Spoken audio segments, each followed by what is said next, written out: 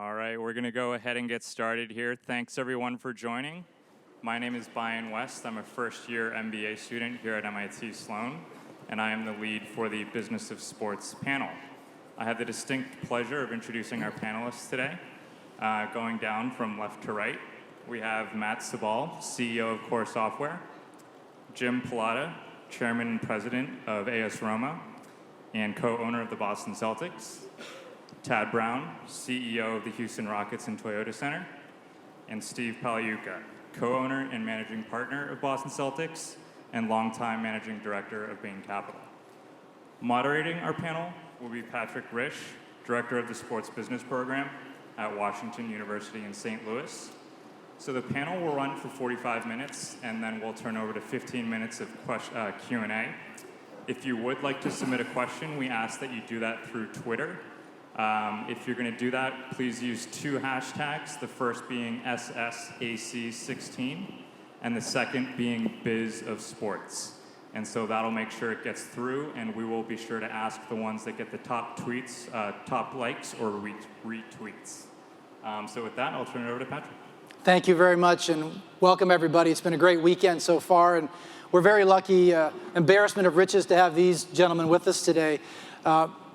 I was sharing with the basketball members of the panel that at Washington University in St. Louis, we're spoiled as well. We just recently started our sports business program 2 years ago, thanks to the Lakeup family. Joe Lakeup's youngest son graduated from WashU last year, and my bosses were smart enough to forge a relationship with the Lakeups, and now we have our own sports business program. One of the things that we've done this semester, we've had a sports analytics class. We were lucky enough to have folks from the Orlando Magic, the Phoenix Suns, talking about how analytics are used in basketball in particular. And they said, even though there is not much sharing of metrics and analytics when you're talking about on-court performance, off the court, it's a little bit different. So that's where I wanted to start with Tad and with Steve in particular, and also with Jim, is talking a little bit about that concept of sharing of information as it relates to trying to help with sales and sponsorships and the like. Well, the NBA has been fabulous. When you purchase an NBA team, the first thing you do is get NBA 101 of everything all the teams are doing. They've got an organization called Teambo that actually hires young consultants, and their job is to develop best demonstrated practices from all the teams and then share them on the business side. So we've been fortunate to have that as a resource. We've been fortunate at the Celtics. You know, we actually were a little non-traditional. Wick Grossbeck was a venture capital. He's a fantastic CEO, and he hired Rich Gotham, our president, who was from Lycos. So we had tech and tech backgrounds. Jim and I were just talking about that. Jim himself, most of the ownership group had kind of venture capital tech background. Myself, Jim, a whole bunch of the guys. And so we're really into data, both from a business standpoint and basketball standpoint. And I would say the NBA probably, and I think you'd agree, Ted, is the best league for kind of sharing that and actually refining and boiling it down. So it has had huge impact on teams. So when one team figures out something like partial season ticket packages or how to market or position something, they get it to the rest of the team. So it's been a great resource for us. And I think the difference between the two is the on-court performance is something that is truly, that's your proprietary intellectual capital. That's what you're trying to do to create so that you can become that championship organization. I think from a best practices perspective, from a business perspective, we're all trying to build the pie as much as we possibly can. So to be able to generate additional revenues to bring into the system is only good for each of our organizations, because that's going to bring more resources to bear for the entire league. And like Steve said, the league has done a terrific job of figuring it out as we go along and kind of continuing to evolve so that the information being shared is even more relevant, that is able to provide people more off-court success than we've ever had before. And Jim, you're saying that in European soccer, that's not quite the same. Yeah, I think it's very different in terms of sponsorships. We don't share shit. I mean, we just, like, I win. Okay. Incidentally, there were under on how long it would take. The Vegas odds makers had the first vulgarity at 5 minutes. So for those of you that took the under, you can pay me later. Yeah. But no, we really don't. It's a different ball game. In European football or soccer, it's all your own in effect. So in the NBA, if you're selling merchandise, and you can have a few years ago when we had Rondo and Pierce and Allen and Garnett, the four of them were selling, I think, in the top 10 or 15 of all NBA merchandise one particular year, but you split it. The only team that went off differently, as most of you know, was in the NFL when the Cowboys 25 or so years ago went off, because they were selling over 25+% of the NFL and splitting it with all the teams, and they couldn't understand why they had to do it. In the case of us, at least with Roma, it's whatever you can sell in merchandise in the league or around the world is yours. So the more interesting thing you can do that way, it's yours. The better you get at your data and your analytics and information on your fans, that translates into the bigger deals you can get on sponsors. And frankly, there's only a certain number of large worldwide sponsors who are going to spend crazy amounts of money. GM a couple of years ago, I think with Man U, did a deal for about $750 million on their shirt deal, which was crazy. It was bigger than anything ever done. And the next day, the guy at GM got fired. Yeah. So he didn't get it signed. He didn't get a sign off on it, but there was a contract there. So for us, it's really difficult to share. We'll share as much as we can on the TV side, because those contracts, whether they're domestic, in Italy, we have a great domestic contract, or it's international, it really behooves us to try and get the most information and work together within the league and within Champions League to get better TV deals. But the rest of it, it's really difficult to share. And Jim, are you outright competing with the other clubs for the same sponsors? In many cases, yeah, because you have a certain number of categories. So if you have the tire category, right, there's only 10 major tire companies, one in Turkey, a couple in Tokyo, Goodyear, stuff like that. So you're competing against the top other 20 or 30 teams in the world. It's really difficult when you want to try and get a tire contract, as an example, or an automobile contract, when there's only really a dozen, 10 or 12 big auto companies. Same thing with airlines, stuff like that. So it's difficult. Yeah. Well, Matt, we were talking backstage. Your organization, CORE, works with roughly 88 of the 120 teams in the 4 major professional sports leagues. How would you rank the leagues in terms of which ones have done the best in terms of working with analytics versus the ones that need to still grow? And in what ways are they being successful and they need to still grow? On the business side, the NBA does better than anybody else with the aforementioned Teambo Group. I mean, that Teambo Group is such a launch pad for senior executives in other teams. It's got to be the equivalent of like working at McKinsey or something like that in the rest of the world. This phenomenon of sharing best practices, though, is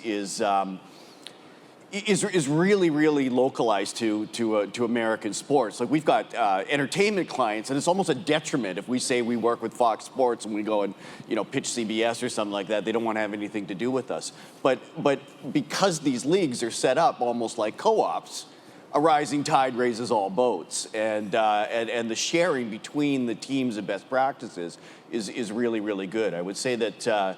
As the fighter brand in sports, MLS does a really good job too of sharing between the teams and doing that. Obviously, and then down from there, the other major leagues do a really good job. But over and above that dedicated group of people at Teambo as consultants that I think was originally, I'm not a Teambo historian or anything like that, but to set up to come in and take over teams that were struggling financially has come in now just to be the batter in best practices between all the different teams. I mean, and I think the business model is really a good one because it ratchets through the whole system, because if you have a national contract and you have all the teams benefiting, it helps with competitive balance. So we don't have it's a dog-eat-dog world. Man U, if they get that $750 million contract, then Jim's got to go out and get one from a different company, to try to compete. And so that's kept a great competitive balance in the NBA. And I'd also say, football probably has the most sharing. The NBA, we have local television, which is great because we can benefit from our own market and local sponsors as well. So I think it's kind of the best of all worlds. Yeah. We have the great national companies cooperating together, keeps competitive balance. And then we have the local franchise in Boston, where the Celtics is such a great brand name. We sell to local companies. And talk about season tickets. again, some of the guests that have come to WashU in the last few weeks, even in our sports analytics class that just ended last week. We had people, again, Jay Riola from the Orlando Magic in particular, Derek Thornburg from the Indiana Pacers, talking about the importance of reaching out to season ticket holders, analyzing season ticket renewals or mini plan renewals.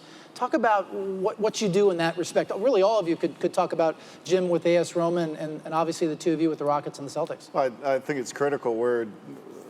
They're the lifeblood kind of our fan base. And you want to gather as much information on them as you possibly can.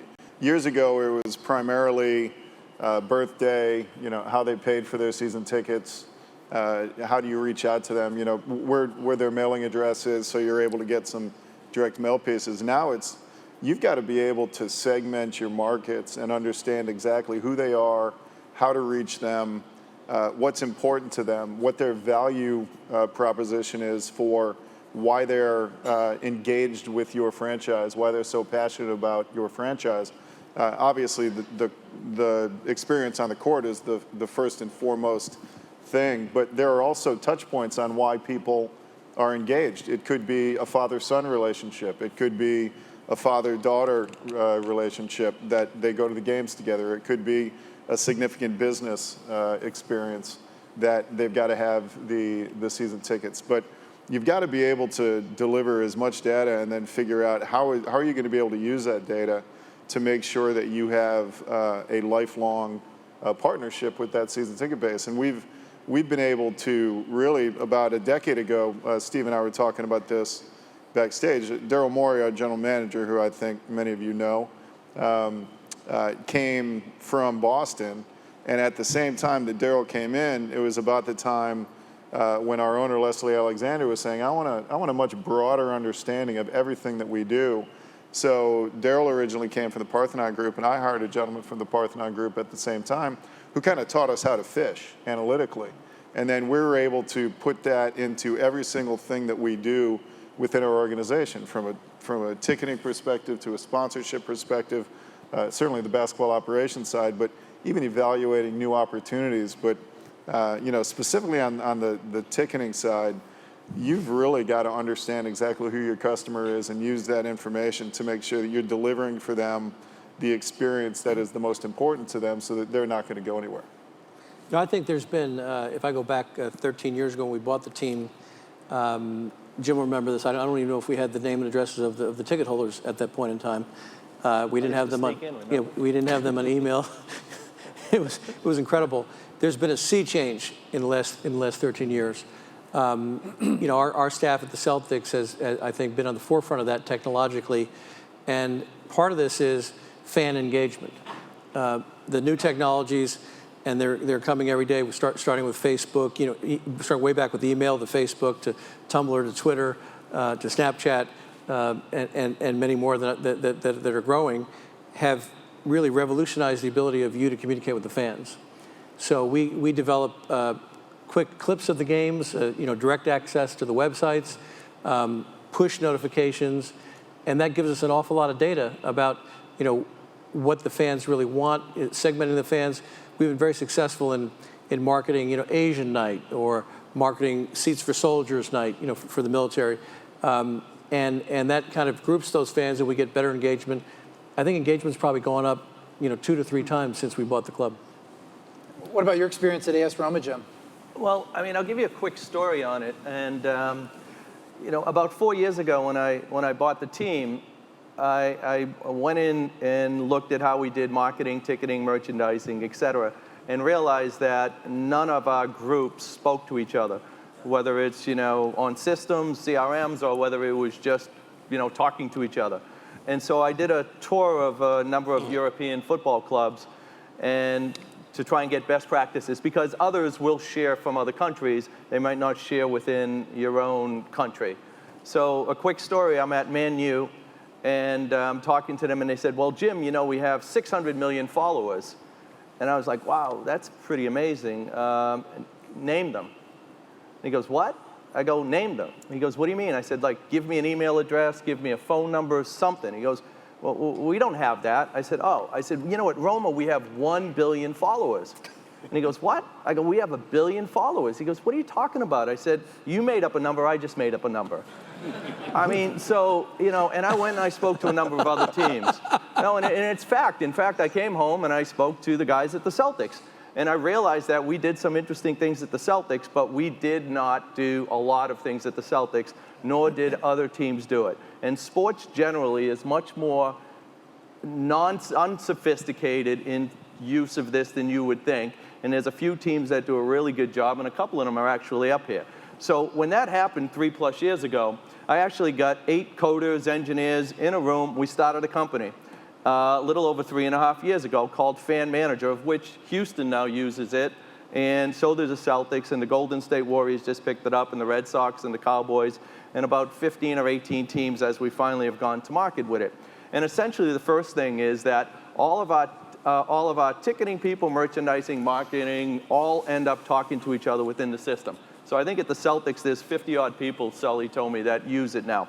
But then on top of that, we bring in all types of ticketing data. So we're tied in the APIs of Ticketmaster, every other ticketing company. We're tied into whatever transactional data. So I know that that person who came in or is a fan, even if he's not a season ticket holder or has come to a game, has 3 kids and they bought these types of clothing, et cetera, et cetera. And then we bring in all types of social data, everything from Twitter feeds and Instagram and Facebook and on, and we have this dashboard. And now it starts slicing and dicing what Tag was saying about the fans. So we don't go out at the Celtics and call up a lawyer in Boston with 3 young kids and say, hey, would you like to buy a season ticket? Because in all likelihood, Friday nights he's home, Saturday he's got kids' sports, Sunday he's got something else. He's not going to those games. And a lot of NBA games, obviously, are on the weekend. So we could say to him, pick any 10 games on a Monday, Tuesday, Wednesday, Thursday. Pick a weekend game that you might want to go to. If you have to sell that ticket, come back to us and sell it.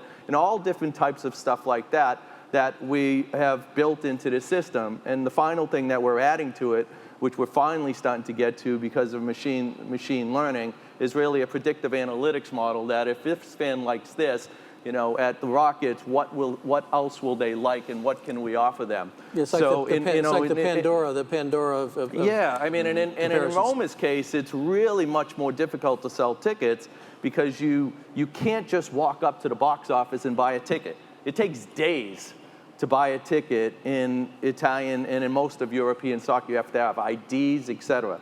But we're working with AEG, which you said you work with in all their arenas, and they're putting in a new ticketing system in Italy that'll make us much, much easier to sell tickets. Than and how far away is that technology from actually being implemented? Right. Yeah. What's that? How far away? Yeah, how far away are you from? Oh, I think we've actually been running tests in Italy with Access and with AEG. So hopefully for this coming season, which starts in mid-August. One other area that I know a lot of people that do analytics in sports are frustrated with, to some extent, maybe one of the final frontiers to master is sponsorship. And I know that Matt, you've been on panels before talking about measuring sponsorship rate of return. Tell us a little bit about what Core does to try to help teams and leagues with that particular piece. Yeah. You have to create a closed loop system when it comes to measuring sponsorships. There's all sorts of qualitative reasons that, or soft reasons that a brand may want to associate themselves with a team. But especially in this age of analytics, there's a lot of brands that now actually want those teams to prove what the return on investment is on their sponsorship activations.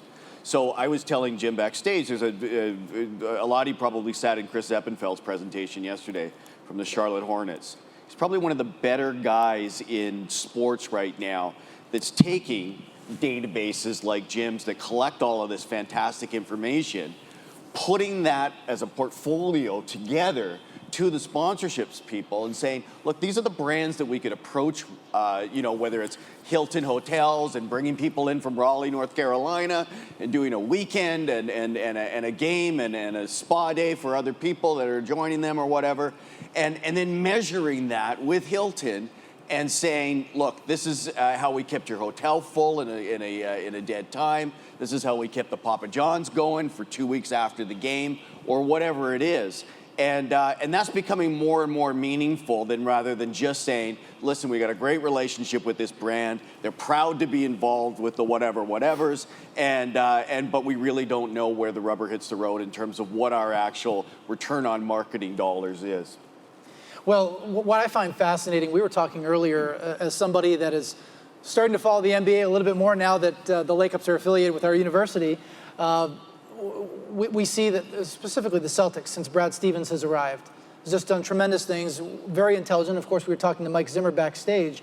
I'm curious how each of your organizations, the Celtics, the Rockets, and AS Roma, how does that process work, where you go from the analytics office, from Mike Zimmer's office, say, to Brad Stevens, to then the players? How does that work? I suspect it's a little bit different with each of your teams, but Steve, I'll start with you. Well, I think the good news for us is it really started with having a whole ownership group that bought into the analytics side of it. And then we hired Danny Ainge, who'd been a longtime friend of many of us. And he's an enlightened general manager. He works very hard, and he views data as a positive, great resource. There are many old school folks that would kind of resist the data. So the tone at the top from Danny is Danny wants all the data that he can possibly analyze to see how to make trades or how a player perform in the draft, where they rank, and those kinds of things. That being said, I think you can't get carried away. It is a tool, and just like any business tool, you need human judgment on top of it. There's never going to be a draft where we put I believe there'll never be a draft where we put a thing into a computer and then it picks the players for us, because we have our scouts and Danny watch the players live, 15, 20 times. There are some things you can't capture in stats, but the stats are a very, very useful tool. So it starts at the top, and then knowing that when Brad Stevens, when Doc Rivers, and Doc also loved the stats and the information that we had, so it was a great team. And then when Doc went to LA, when we looked at coaches, we wanted to find a coach that had that kind of thinking to be compatible with Danny. Brad Stevens was our number 1, 2, and 3 choice. I can't even remember who 4 was. So we went down and signed him to a 6-year contract in Zionsville in kind of one day. That was kind of unprecedented to hire a college coach for 6 years, $24 million contract. But that's worked out fabulously because he was also into stats, and he brought some of his people from Butler with him, and we've combined them, and we have something called the BIA. It's the CIA symbol, but it says BIA, Basketball Intelligence Agency. And they're folks like many of you sitting in cubicles and kind of crunching the numbers and figuring out the most relevant numbers. How do you translate that? That's a big job for today's coaches. You can't put too many things in players' mind. You've got to simplify. So the brilliant coaches and general managers take this information, they simplify it into what you need to do in a certain situation, get the top 3 things, and that's what they teach the players. And Tad, mainstream, he just mentioned that Brad was somebody that was very receptive. And I'm just curious, and whether you can share this or not, but Coach McHale, of course, was let go earlier this year. Was he not as embracing of the data? Oh, I wouldn't say that. No, I would say organizationally, you just have to, it's got to be part of your DNA. You've got to be committed to it, and that starts at the top, like Steve said. You've got an ownership group that's committed to it. Mr. Alexander is absolutely committed to having as much information as he can possibly have, because you have to have that information to make the right decisions. And so when he hired Daryl, certainly the idea is this is how we're going to look at everything associated with our basketball operations department, really everything associated with the organization, because it has to be fully integrated. Like Jim said, you've got to live it. I mean, it's got to be fully integrated with every single thing that you do within the organization, because if the information is there, you would be doing a disservice to the organization if you didn't gather it to make sure you made the best decision possible. So it's the way that the basketball operations team really works is, Daryl and the culture within the organization is, this is how we're going to view things. This is how we're going to play. This is the type of pace that we want to play with. This is the type of shot selection we want to find. These are the things that we feel are going to give us the best opportunity to win. Whether it be Coach McHale or whether it be Coach Bickerstaff or previously Coach Adelman, all coaches want to win. I mean, the great thing about having somebody at those levels of professional sports is they're thirsting for that data too. You can use semantics all you want about, well, back in the old days, we didn't have to worry about that or anything else. that doesn't exist. I mean, I promise you, Red Auerbach was looking for as much information as he could possibly find on everything he could possibly get, on players, on opposing teams, opposing coaches. So to use that, it's got to live within the culture of the organization, and you just have to mandate it from top down that that's how we're going to operate, and it works. I mean, Red was great. He would even go to what temperature should I put in the opposing team's locker room? Right, or where should I screw the bolts? I don't actually know if Red was into stats. He was more into kind of temperature levels and stuff and things like that. Moves like holes in the floor and turning the heat off. And Right. I remember we played the Lakers 20 years ago, and Kareem, I think, suffered from migraine, and the building was like 90 degrees in that June day when we played the Lakers. Oxygen tank on the bench. Yeah, he had. there you go. Leprechauns. Yep. Whole 9 yards. I mean, if you could imagine, European football and Italy, I'm not sure where I could start. When I first came in, I told you one side of it, but the other piece of it, it's so old school and how things work and how you deal with agents and, side deals all over the place. And can you get real, true statistics or data on players? I mean, we bought a player a couple of years ago. I was trying to find out his age. And, we didn't even have his age. And, I'd see him come out of the locker room and I'd ask him how the grandchildren were because I thought he was that old. But, no one would tell me how old he really was when we bought him. And so we've done a ton of stuff. We've got data teams in Rome, some people in Vancouver, Silicon Valley, Boston, and a few other places that we've built in the last couple of years. Because for football, it's just so important, and there's not a lot of good data out there. So we've built out now, Alex Zecca, who works with me, has built out where we have a couple thousand players and some very, very good information on these players around the world. That's just one piece of it.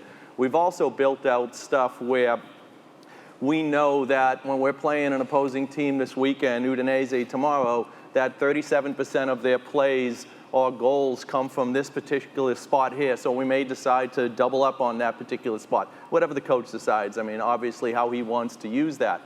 The other thing in football, which is so different than in the sports in the US, is that there's a transfer market. And that transfer market can make or break you, can really kill a team. Because you can buy a player and sell a player, and that team, us, gets to keep the profits or gets to eat the losses. So Marquinhos, we buy a couple of years ago at 18 years old for $3 million. The following year, we sell him to PSG for 35 million euros. That money comes to us.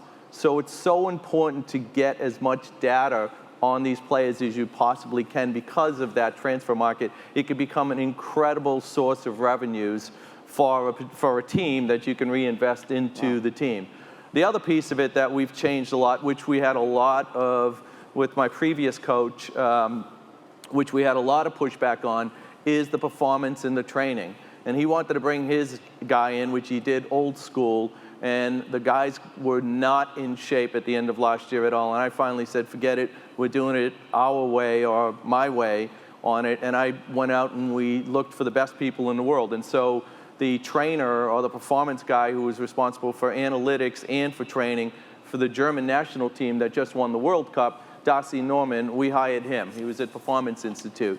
And then we brought in a couple of other people that had worked with a lot of Boston athletes over a long period of time. And we brought in new doctors and nutritionists and therapists to the point now when we have outside testing, because I don't want any biases internally, we found out that we're one of the two best teams in terms of performance and training in Italy in terms of performance on the pitch, and one of the top 10 in Europe. And we're just always trying to improve on that. But European football just generally is way, way behind the stuff that's been done in, whether it's Moneyball or, what Darryl started with us 13 years ago with the Celtics. It's way, way behind. It's really hard to keep in shape in Italy with all the great food there as well. Yeah. No, we have nutritionists. They don't get to eat the stuff that I get to eat. I would also say, Jim's It's your birthday tomorrow. You can eat whatever you want. Yeah, I do that. Jim's on a great point there. We have a sports scientist as well, which is kind of a new thing for us, which tries to integrate the performance, the data, the trainers as an integrating force, the medical staff. Secondly, where we found the stats very valuable, and we every year we've developed the first regression model with Darryl back probably in 2003 or 4, and now we're on 10.0.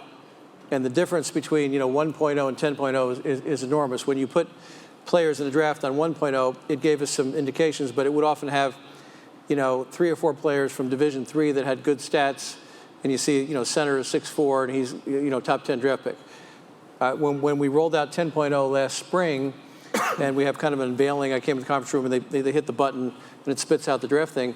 I don't think we had one player that our scouts would say, well, no, they might say the guy should be 15 or 16 or 14, but we didn't have one outlier that came in there from Division III or a very good player on a bad team that's actually had great stats but is a bad player. Our 10.0 model, looks really, really impressive in terms of actually putting the folks in an order that people would if you looked at it. Matt, you were going to jump in a second ago. Yeah, I had a question. I apologize if I take it a different direction, but and this is for Jim in particular. I travel around the world a lot, and American pop culture is an incredible export. You see the kids wear Mickey Mouse or Superman or Batman shirts in every single country in the world. Why don't I see kids in those countries wearing American brands for sport? Why do I see them wearing AS Roma and Juventus and Manchester United? Why do some little town in Thailand ends up adopting an English soccer team or something like that? You see the odd kid, but they don't even know why they're wearing the hat. They don't know why they're wearing a Raiders cap or something like that. I think it's almost similar to what went on here. You would be able to see or hear on the radio those soccer teams in Europe, in Indonesia. Right. So the second biggest market that we have in terms of just from Facebook followers at Roma happens to be Indonesia. It's just crazy. We did a tour last summer. The team went to Australia, had a couple of games, Man City and Real Madrid. Then we went and played in Indonesia, and we had 20,000 people at the stadium, 5,000 in what we call the Curva Sud, which is the crazies area, that are up all singing and all. And in Rome, they're up for 2 hours singing with flags and throwing bombs left and right. And they did that in Indonesia for 2 hours. They had 5,000 Indonesian kids singing all the Roma songs in Italian for 2 hours. It was just amazing how it's exported all over the place. But I think it's, when you see the Celtics as an example, or big brands like the Celtics were, if you go to Vietnam, or if you go to Rome, or if you go to places, I see Celtic shirts all over the place. I noticed that. But it's just, historically, football, the rest of the world, it's just, that's the sport. But who's running over to India or China to try and plant their flag? I know that the NBA is. Well, certainly the NBA is. Oh, in the NBA is, but for American sports or European? American. Oh, the NBA has been the trying NBA is the leader, for sure. Trying for 20 plus years. I think we're finally getting China, office in India. really well. Vivek Ranadive is doing some things in India with Adam. Good. The first NBA game seen in China was in 1994, the finals between the Rockets and the Knicks. And Yao Ming, as a grade schooler, watched that game. Fast forward, Yao becomes the first draft pick of the Rockets, and he basically sets the Chinese expansion on fire with the NBA and our teams. And so when you go to Beijing, Shanghai, Shenzhen, Taiwan, you name it, Guangzhou, you see Rockets, Celtics, Warriors, Lakers. It's by far the Premier League and European soccer, big clubs like Jim's, are still number one worldwide relative kind of known brands because they've been around so much longer. But the NBA is, without question, the number one participatory sport at this point in those countries, as well as the one growing the fastest. The Rockets are they marketing directly to those people? We are marketing directly to those people within the guidelines and within the regulations that we're obligated to under our partnership with our other partners. So we can't go set up an office in Beijing, but we are there often. We've played 4 times overseas. I've been overseas probably 12 times in the last 7-8 years. Yao Ming is a big part of our organization. Certainly we see him every summer when we go over to meet with our business partners. We've got, I think, 7 multinationals, including 3 in-country partners from China specifically. You'll see on our games, every single one of our games is broadcast on either the ABC of China or on one of the regional terrestrials.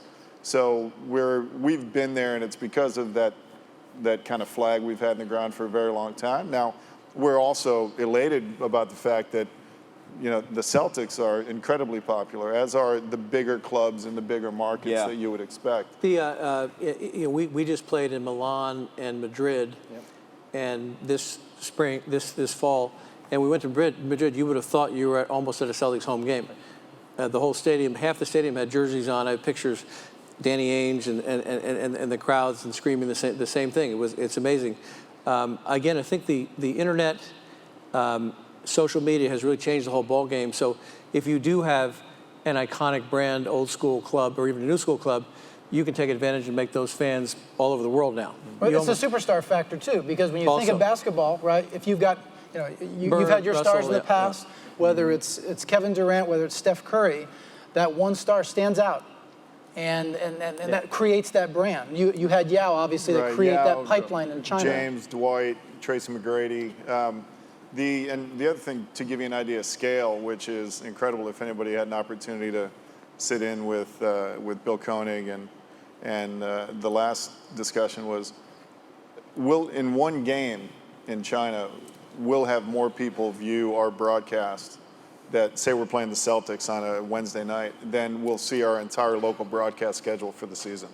I mean, that's the type of scale you have. It's hundreds of millions of people see the Rockets games throughout the year. And the mobile world has really changed that. They in China, they'll be on the way to work, and you'll see everybody looking at the phone, and they're watching NBA games on the way to work. I mean, I think you flip it on its head the other way too. I mean, you could say soccer people thought was not that big, and it's not that big in the U.S., which I think is wrong.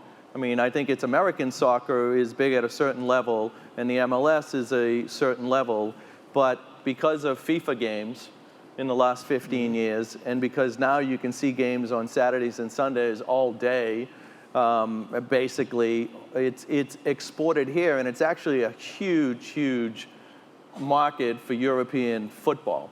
And as you get more and more of your fans, as you said, the social stuff engaged, I think then you start grabbing much more data on your fans. We spent 1 year in building out and designing out our website, and we specifically built our website, which went live 3 months ago, as a non-sports website. We built it out as the first sports website. In effect, that's a media content company, and we actually built it out as a crowdsourcing site too. So if you go on our website, I built it out as a platform model, not unlike Uber or Airbnb, which is on Uber, you use other people's cars. And in Airbnb, you use other people's rooms for it. And that's why their margins are so, well, they lose a lot of money because they're growing, but their margins essentially can be so high. But we built the Roma website as a platform. So we have probably 80 to 100 million followers, whatever that number's worth. We only have information on probably about 7.5 or 8 million real detailed stuff. But we have our fans and followers sending us in video, sending us in art, sending us all types of stuff, where I have a curation team actually back in Boston that goes through the stuff, and a number of maybe 15 or 20% of what we actually have on our website is crowdsourced by our fans. And then what we do is get the information from our other fans of, do you like this or not? And then we'll translate that stuff into a business. So if someone's a great graphic artist, which there's some unbelievable stuff on our site every week we put on, and we know that a lot of fans like that, we can go back to that fan and say, let us license this, we'll pay you a royalty, and we're gonna make t-shirts, or we're gonna make hats, or we're gonna make this, or we're gonna sell posters and stuff like that. So it's actually the first, I would say, really crowdsourcing site and media site in sports. You don't go on our site and it says 40% off of merchandise or something like that, like many sites do. We just don't even have that anywhere near on our site. So that's how I think you get the fan engagement, and that it'll expand, and the NBA is doing it, and a very good job What I think also is really interesting when you step back is, I agree with Jim, people like soccer/football in this country. Now, it hasn't been as popular because it's not played at the level that it's been played in Europe. Right.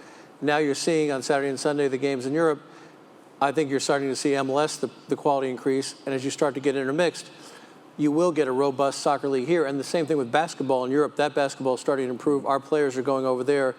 So you look 10 to 20 years out, this could be both for both those sports, which are both, they have a lot in common. They're less contact than the other sports, and they are also just global. You may see a huge world market. So talk about the Super Bowl as a giant event. Yeah. But when these leagues all get good in all these areas, you're going to have a world championship in basketball, a real world championship. We call ourselves the world championship, and we probably are, but there isn't actually a world championship. You're going to have a world championship in soccer, a world championship in basketball. That'll even increase global interest. It'll be incredible. Yeah. Well, there are world championships now. I mean, I got to disagree a little on the MLS versus European football, and it really has to do with because of the amounts of money that are being spent on European football. The divide is just getting bigger. Whether or not, MLS or others want to admit it, it just is getting bigger. So when our TV contracts are just like this, and an MLS team only gets $1.5 million per team, and we're getting 100, and it's getting, exponentially going up in effect, it makes it difficult for the MLS. When you take the MLS's salary structure, and my team has, if you take out Perlo and some of the guys that came from Europe, the one-offs, 2/3 of the entire of my salaries are 2/3 of the entire MLS.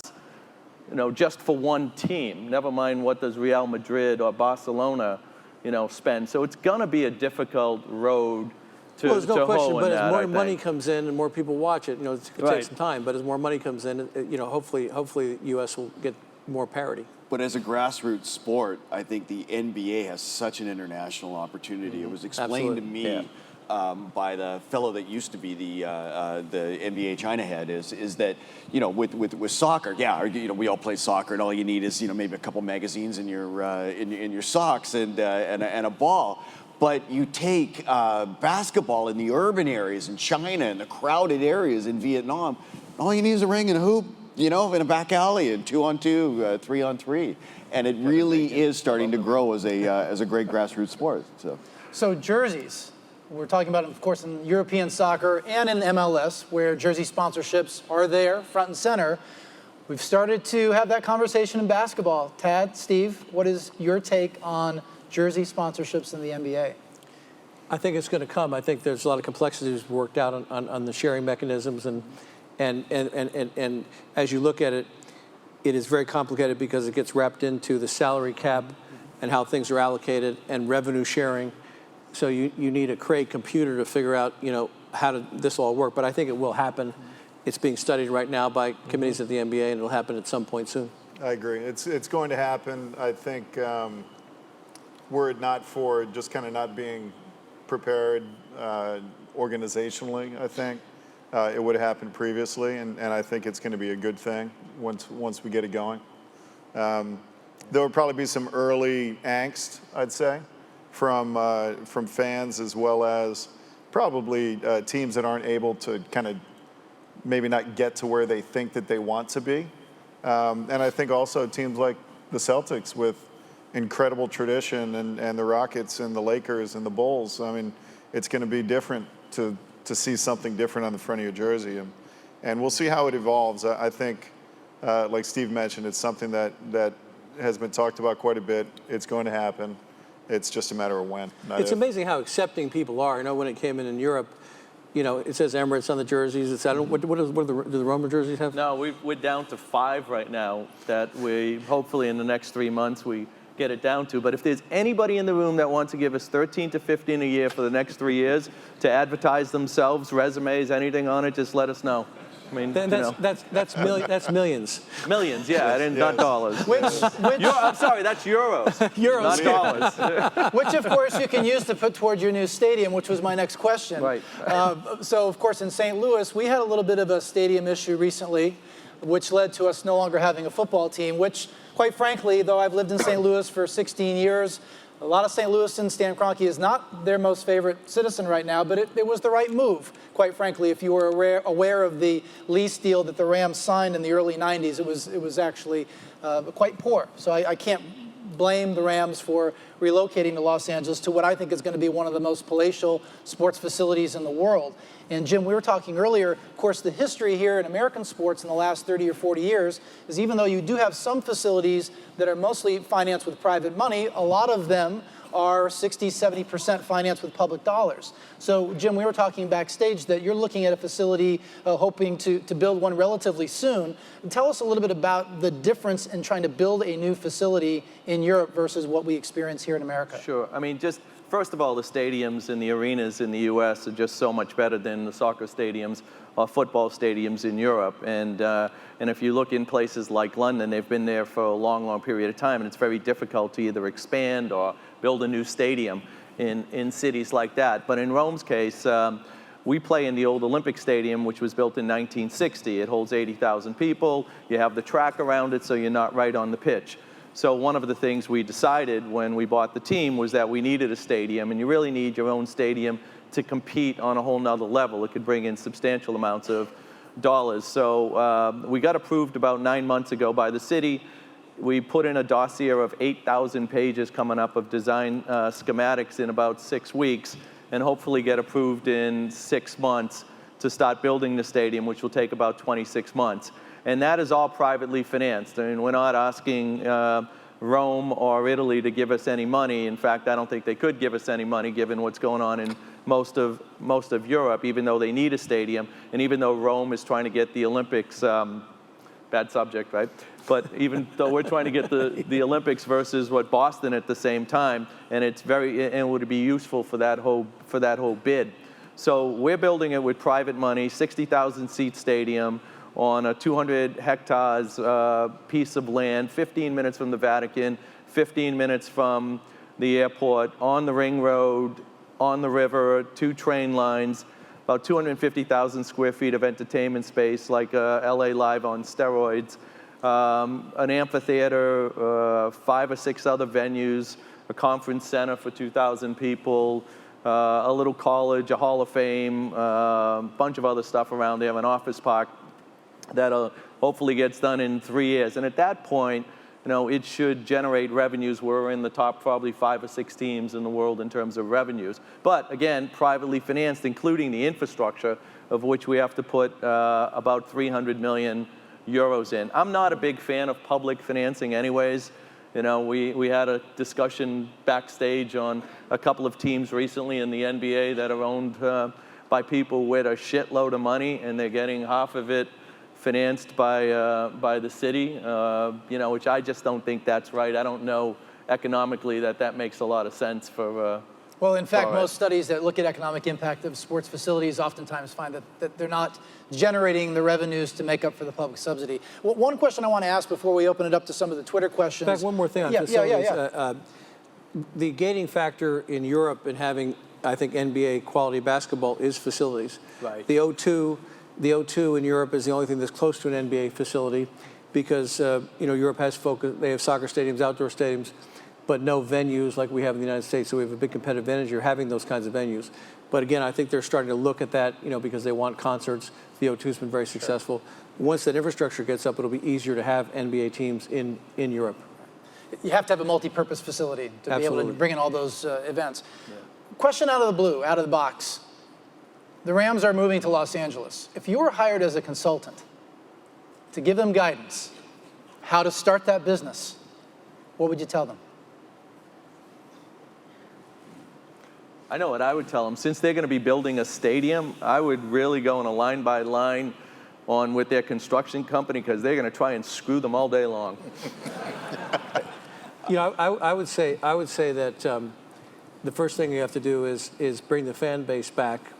Unfortunately, I've been around long enough to have watched the Rams when they were the Los Angeles Rams with Roman Gabriel and the iconic head design. So I think they've really got to focus on kind of the fan and bringing the fan back.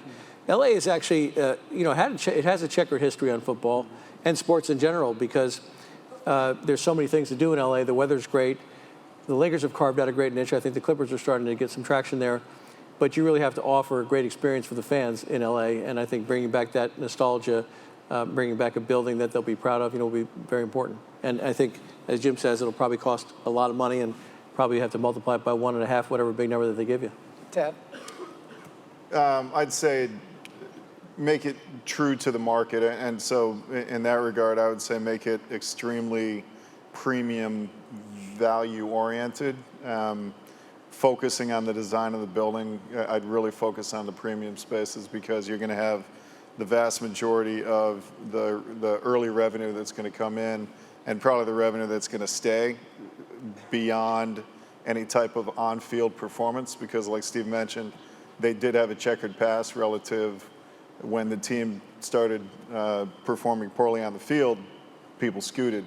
So I would say really stay with the focus on the premium design, the premium areas, and then probably get early buy-in from the Kardashian family so you can get a lot of social hits and development in that area.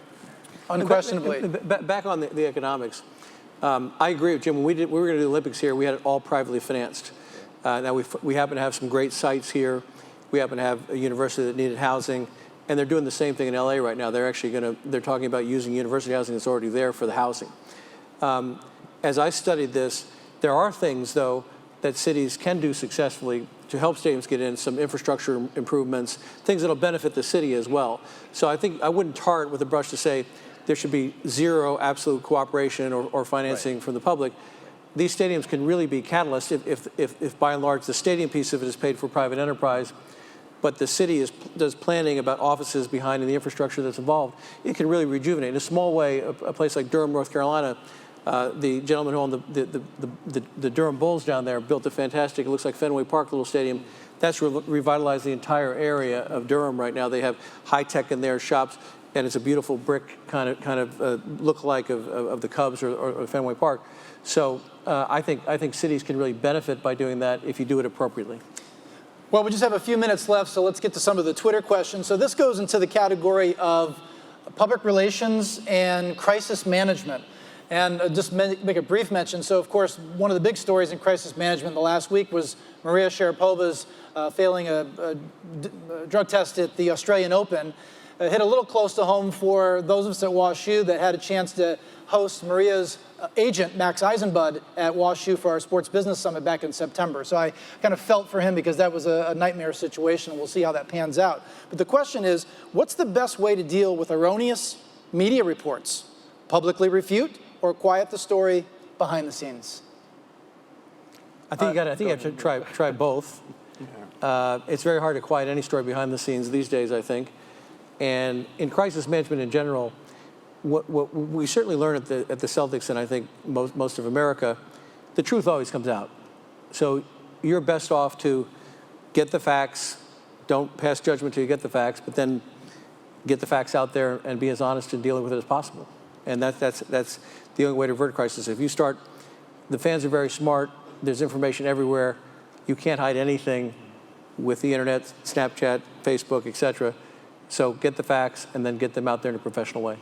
Yeah, constantly refuting from a standpoint of crisis management, there are so many distribution sources and so many erroneous sources out there that you're just chasing your tail the whole time. So it's really, if something happened with us recently, which was just flat out untrue, and so I came out and I did say something very clearly, this didn't happen, and so let's not listen to the noise. If there is something to talk about, we will, and I completely agree with Steve. I mean, transparency is the only way to go. Where you see people continue to get in trouble is when there's information that you know is fact-based and you just try to cover it up. The only way for an athlete or for an organization or for a business executive to get through any kind of storm like that is to own it. You know, be transparent and make it and own it and go on. And what's amazing about today's instant media, when I'm driving down the road and I hear on the radio, oh, the Celtics are just about to trade for Kevin Love, and I called the general manager, are we trading for Kevin Love? And he said, no. Right. We haven't had one conversation. I said, we don't have the budget for that. How can we trade for Kevin Love? Right. But then I hear on the radio, I see it in the paper, and I'm saying, we don't know anything about it. So I mean, you have to. I mean, look, as Pags knows, I don't have a lot of filters, And so in Rome, I'm incredibly transparent and open.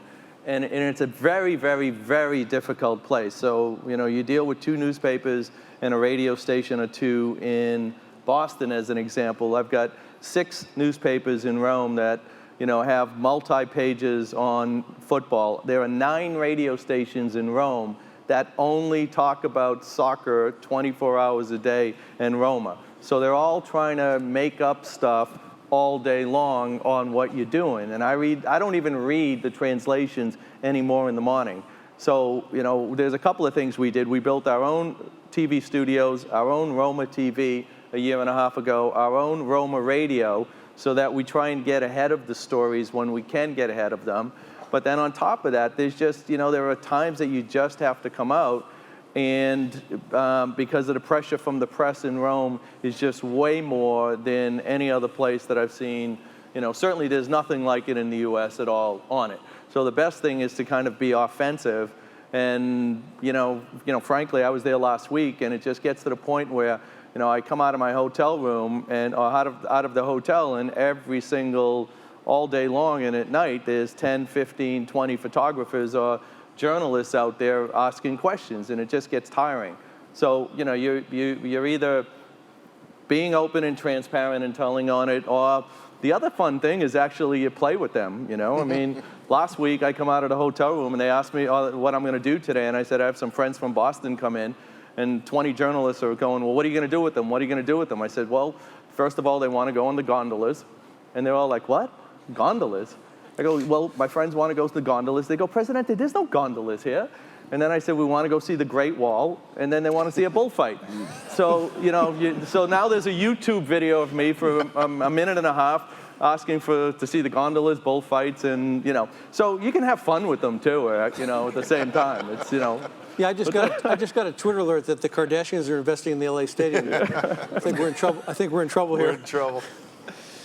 So you picked up Jeremy Lin several years ago after his time in New York. One of the questions here is, how much do non-basketball decision-making come into play when teams make those types of signings? Me?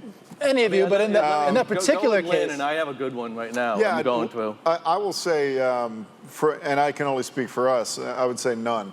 And that's completely transparent. You have to be able to play. And if you can't play and you can't help the team win games, it doesn't matter, where you're from, because Jeremy Lin cannot monetize, and I'm actually not supposed to talk about other teams' players, sorry. But, you can't monetize. He doesn't play for us, it's okay. Okay. You can't monetize that off of just a player, right? And he's got to fit within the team, and he's got to be able to play. And that's whether that be Jeremy or whether that be Yao Ming. The same question was put to Leslie when we drafted Yao, which was, is this some type of, marketing ploy for the organization? The answer is absolutely not. You're not going to draft somebody number 1 in the NBA unless the guy can actually be a franchise-changing center.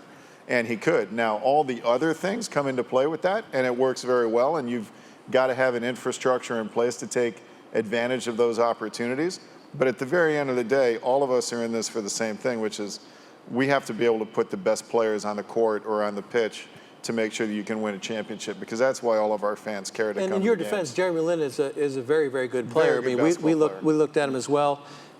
He had some incredible games, and part of it is what we learned in spades in Celtics is players play great in certain systems and not great in other systems. So a player can be great for the Celtics if we're running a 3-point, get it to the center, kick it out offense, a motion offense, but not great if they're in the triangle. And so that's a really important factor when you're looking at players. What system you're going to run, and I think our coach is the best at taking the players we have and getting a system that'll benefit them all. They all play a level up, and they love that. Jim? Well, if Matt tells me with his sponsorship module that I can get another $20 million in sponsorships, I don't care if the guy's 60 years old. He's getting no. I mean, I'm going through that right now, and it's a huge issue in Rome, because at Roma we have a player who is arguably one of the greatest players ever in Italy, which is Francesco Totti. And Francesco is 39 years old, And while he still has unbelievable talent and skills, it's obvious to him, I think, and to a lot of people that, he can't still play the same way. He just doesn't. His body does one thing while his mind, says another. And his contract's up this year, and he wants another contract. And the pressure in Rome for me giving him another contract is incredible. But I've had many conversations with him and said, you're going to be with us for 30 plus years. Think about this of how you go out, and it's a really difficult. I don't find it to be difficult, but it's difficult with the culture in Italy of how a player like that who is sold the most shirts for a long period of time, is the face of Roma, which he'll be with us for 30 years in other roles or 40 years, whatever. But when a player stops, versus even just trying to bring a player in, a Messi or a Ronaldo or whoever it is, it's actually even as important of how does that disrupt what the team might be like in the style of play you want to play the following year when you have someone who is an icon. And it's also become a very important way of doing business in Major League Soccer. Look no further than the LA Galaxy, which is signing Gerrard, signing one of Mexico's top players, some of these folks not necessarily in their prime. Let's give it up for this panel. Thank you, guys. Thank you. Thanks, Steve. It was a pleasure meeting you.